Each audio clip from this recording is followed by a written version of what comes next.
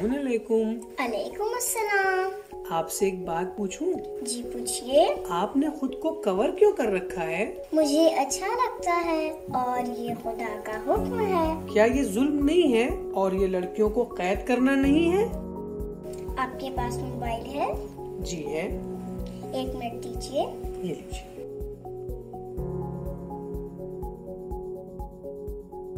आपने इस पर कवर क्यों लगा रखा है?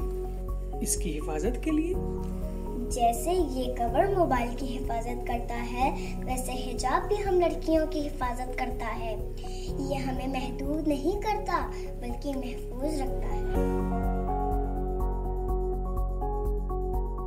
अस्सलाम वालेकुम। एक नई वीडियो के साथ आपके सामने हाजिर हूँ। आज की वीडियो बहुत ख़ास है, इसलिए कि इंडिया में मुसलमान औरतों पे, मुसलमान ख़वातीन पे जुल्म सितम किया जा रहा है, उन्हें हिजाब से मना किया जा रहा है। बस आपके सामने एक वीडियो पेश करना चाहता हूँ, अगर अच्छी लगे तो इसे पूरी दुनिया में शेयर करें।